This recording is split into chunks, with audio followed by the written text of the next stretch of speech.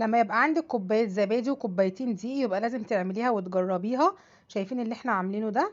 انا بقى مش هقولك هي سهله، لا هي اسهل من السهوله. حاجه كده جميله جدا، حاجه من المعجنات. حشيها هنا بقى جبنه زي ما انتم ما شايفين كده. الحشو هنا بقى هنا اختياري. عايزه بقى تحشي لحمه مفرومه احشي، عايزه تحشي فراخ احشي.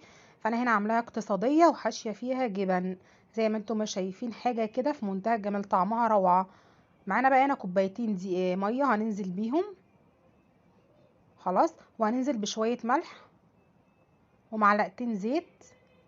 كل ده على النار طبعا. خلاص، والميه دي اول ما تبدا تغلي كده بقى ايه، هننزل بكوبايه زبادي. بسم الله. خلاص، على الميه المغليه. اتهوري وجربيها، هتنبهري بيها. هنبدا بقى هنقلب الزبادي مع الميه المغليه. هننزل بقى هنا بشويه حبه البركه. حبه البركه هنا دول اختياري، مش عايزه تحطيهم ما تحطهمش. خلاص، هننزل بقى هنا بكوبايتين الدقيق بتوعنا. خلاص، لغايه ما العجينه بقى تبدا تلم معانا كده، هتبداي تقلبي فيها كده. كملي بقى معايا الفيديو للنهايه وهيعجبك. هنسيبها بقى تبرد شويه وهنطلعها نشتغل فيها. بصي بردت هنا شويه، هنطلعها بقى كده اهو. لو لقيتيها ملزقه في ايدك شويه انزلي عليها بشويه دقيق وابداي لميها كده بايديكي. خلاص، بصي اهي لمت معانا. لقيتيها بتلزق برضو ايه، هي فيها نسبه تلزيق بسيطه. خلاص، هنلفها كده رول زي ما انت ما شايفه، وهنبدا نقطع فيها كده بالسكينه. هناخد بقى اللي احنا قطعناه وهنعمله كور وهنرصه.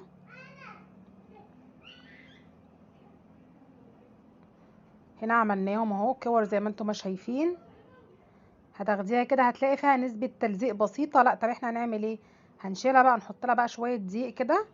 خلاص، ما تشغليش بالك بالدقيق اللي محطوط ده، احنا في الاخر هننفضه.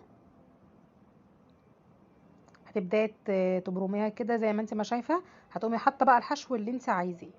هتحشي بقى هنا جبنة رومي، انا حاشيه هنا جبنة رومي وجبنة براميلي. عايزة تحشي قلت لي زي ما انا ما قلت لك لحمة مفرومة، احشي بالشوكة كده وقفلي.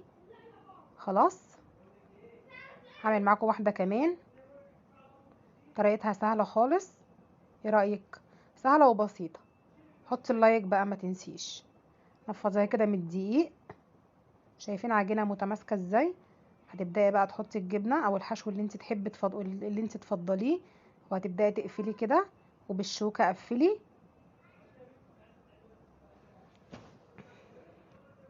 خلاص كده لحد كده سهل، ما فيش حاجة صعبة. خلاص، هنخلص بقى الكمية مع بعضينا زي ما انتم ما شايفين كده اهو. خلصناها شايفين. وفي طاسة سخنة بقى على النار، ما تخليش الزيت سخن قوي، وسط كده. وهتبداي تنزلي بالعجين بتاعك كده. خلاص، مش هياخد معاكي اي وقت على النار. هنقلبه بقى لما يبدأ ياخد اللون الذهبي الجميل اللي انتوا شايفينه ده. دي لسه شوية. خلاص، شايفين بقى لونها ذهبي وجميل ازاي؟ عايزه اقولك اقسم بالله طعمها في منتهى الجمال. جربيها. عايزه اقولك في منتهى الجمال، تحفة جدا. يا ريت بقى لو عجبك الفيديو ما تنسيش تحط لايك. خلاص.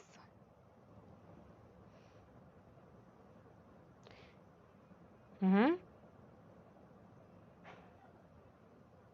مفيش اسهل من كده بقى. مش مكلفة خالص، اقتصادية 100%.